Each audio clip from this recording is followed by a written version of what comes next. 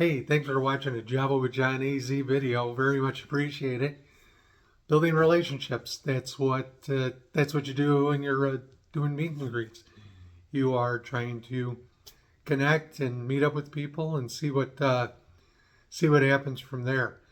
You Humans build communities, and if you're in a leadership role, a sales role, doing nonprofit, most anything you could think of, you're going to end up having to work with others or partner up or as clients, customers for their business, whatever it might be. So you're going to want to be able to expand your network and your reach.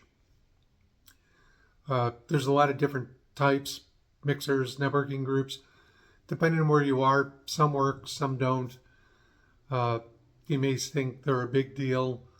Others fade away quickly. All depends on the dynamic, what people get out of it. There's a lot of variables.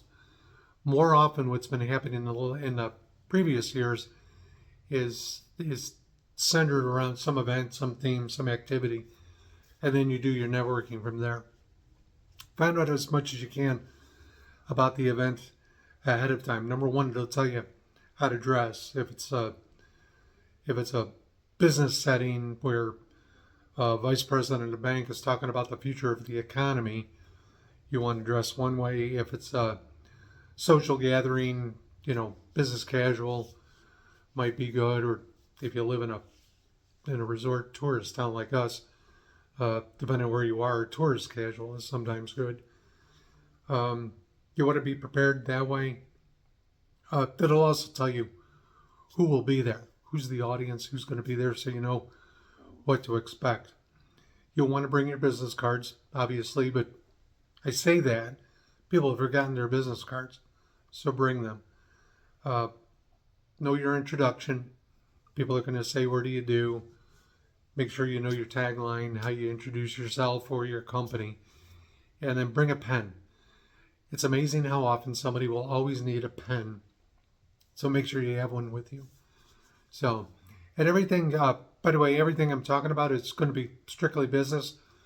A lot will apply to social settings if you're going to a dance, karaoke, bingo night at the local lodge or some civic group, American Legion. Same applies. It's just not as formal. So I'm sticking to business, keeping that there. I had mentioned about different events. Some will have a theme. Some will have a specific reason for gathering people together. The one example I gave was a bank vice president talking about the future of the economy. That's very specific.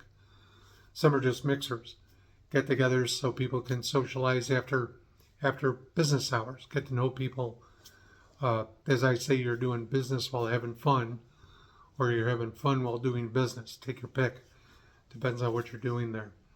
Um, if you're going to someplace, see if anybody, an event, see if anybody you know might be going, pair up. So you've got somebody you can introduce others to, and they can introduce you to people they know. It's also a great idea to invite somebody you know who's never been to an event with you. Give them an opportunity to expand their network, and again, you're partnered off. So you got a wingman, so to speak, or a wing woman. I don't know. I prefer chicken wings, but that's a totally different story. If you're going solo, that's okay too. I've done that a number of times. If it's a themed event like an award dinner or something, different rules. I'll get into that in a little bit. If it's just a networking event, mixer, something like that, where I don't know anybody, what I've done is I've positioned myself just after the whoever's hosting has their little registration set up. I position myself just after, and I know where the bar is, the food is, and where the bathrooms are. So when somebody gets done checking in, I introduce myself, ask them their names, and then point them food, bar, bathrooms. So this way they know. Now when I go walk in the room, I've got people I know. So this way I can check to see how they're doing, engage them in conversation, and I'll give you some ideas and tips on that here in a little bit. I had mentioned about dressing appropriately for the event. Uh, if you wear a name badge for your job, or they give you one of those sticky ones that you just tape onto your clothes, right side, because when you lean in to shake somebody's hands, it's like this. If it's over here, your body shifts. They're not going to be able to see it. Not everybody's vision is very good. So some of us have, uh, you know, thick glasses to be able to see 3 inches in front of us, and some venues are dimly lit. If you have a permanent name badge, it's probably very visible. If you're doing one of those handwritten stick-on ones, large printed letters. The script does not work, even if you have great penmanship. Just make sure it's legible from at least 5 feet away. When you're walking around, walk around with what I call a smirk, like somebody just told you a naughty joke, and you thought it was funny but inappropriate to laugh. Because if you're walking around like you're walking in an airport, determined, it's a little off-putting. But if you got a little lilt in your face, it's more attractive. People are a little more open. Obviously, you're going to want to smile when you meet somebody too. So keep that in mind. There'll be, when you're talking to people, a lot of the usual questions. What do you do? Where do you work? Things like that. Questions about the event itself. If you're at a fundraiser, your connection to the charity where the money's being raised or whatever the specific event would be. Always ask open-ended questions for one. It can be beyond work. It doesn't have to necessarily be about the event. It doesn't have to necessarily be about business. Talk about sports. Talk about someone's weekend, what book they read, what do they do for fun, what part of town they live in. Because what you're looking for is some connection, commonality. Excuse me. I was invited to an international trade economic forum, and no, I don't do economic international anything. But I was invited, so I went. I was doing economic development at the time. And I ended up talking to an attorney based here in Arizona who did trade law, U.S. and international. As we got to talk, he let me know that he was also a comic book collector, and he was teaching his son, or showing his son, all the comic books he had saved from when he was a kid. And it was kind of funny because he had mentioned one of his favorite series is one that I happen to have the first 12 issues for, West Coast Avengers.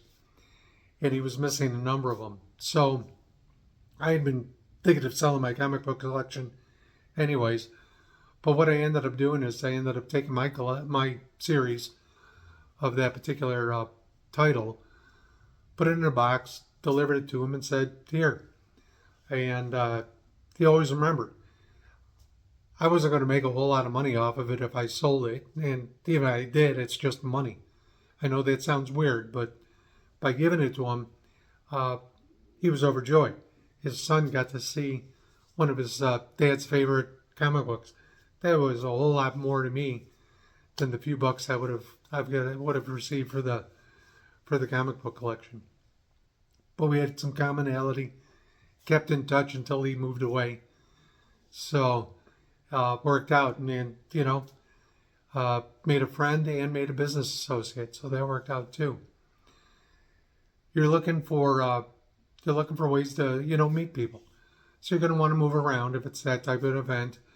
If you end up sitting down or standing in one of those tall tables because they're serving hors d'oeuvres or finger food, whatever it might be, or just a place to catch your breath, invite yourself to a table if there are people there. Invite others to sit with you.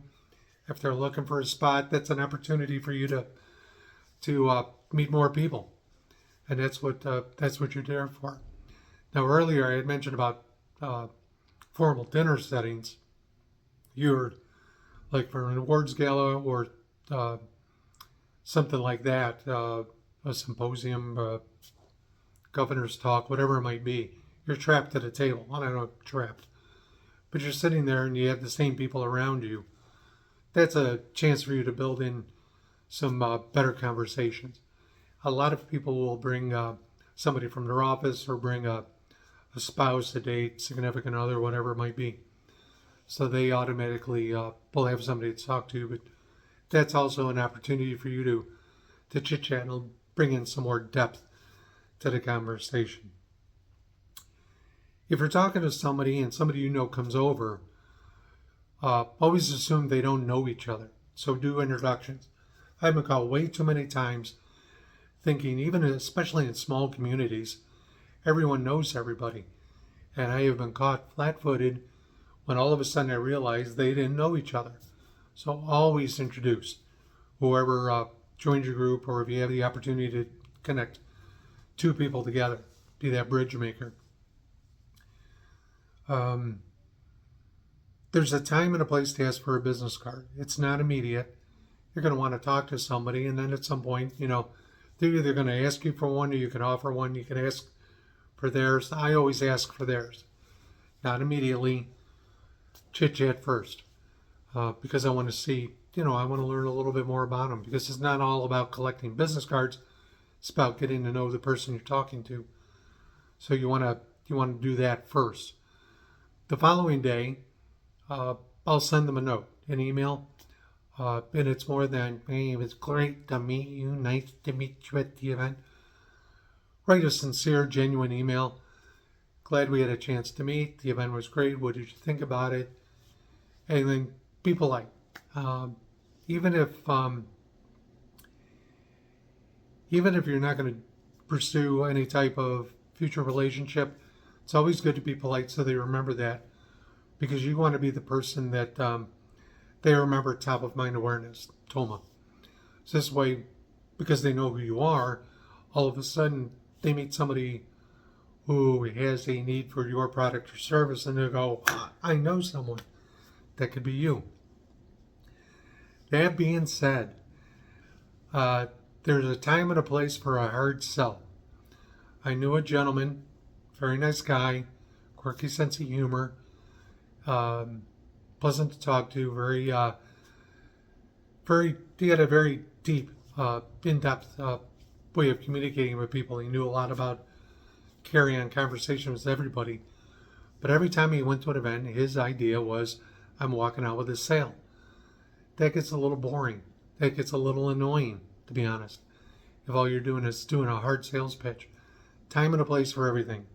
Mixers, events, you're not doing a hard sell. You're there for casual. You're there to meet people. If you're at a trade show, an expo, that's a completely different setting. Some networking groups, they are specifically about selling. Buy my stuff. So know when to do the hard sell. You want to, I'm just going to say, don't drink a lot. You want to limit how much alcohol you have. Cameras are everywhere. So if you have a public image that you want to display, everything goes into a glass. The last thing you want to be seen is with a bottle of beer somewhere. So this way you can maintain your public image. So this way, if you see any photos with me holding a beer bottle or anything, it was because I was mooking for the camera. Most times you'll see me carrying a glass. It's usually some sort of bubbly drink that's been diluted with vodka or rum or something. Although nowadays it's just club soda and a splash of cranberry juice for color. Completely off topic. Don't occupy, you want to be cognizant of other people's time too. Don't hog all their time. They're there. They want to meet other people too. Thank the host before you leave, or definitely send an email thanking the host for putting it on the next day. Keep in mind that you want to be, you're looking for mutually beneficial relationships. There's got to be something there for both of you to pursue. You want to be genuine, you want to be approachable, but you also want to be you. So really listen to what people are telling you so you can get to know them better. Again, you're looking for that connection, so you can explore from there, pursue what may or may not be an opportunity for a future partnership. Others are there again for their own goals. Keep that in mind. The biggest thing is, remember, you're there to have a good time. Whether it's a formal dinner, an informal mixer, have fun. That's going to shine out. That's going to make your personality come out. So enjoy the event as well. Because honestly, unless you gotta go to the event, even if you gotta go and you don't want to go, make the most of it. Put on a happy face, and the world will smile along with you. So I'm going to put on my happy face because I'm going to finish up my cup of coffee. Appreciate you watching the video. Cat Stevens is once again sleeping because that's what cats do. So hope you have a great day, great week, and a great year.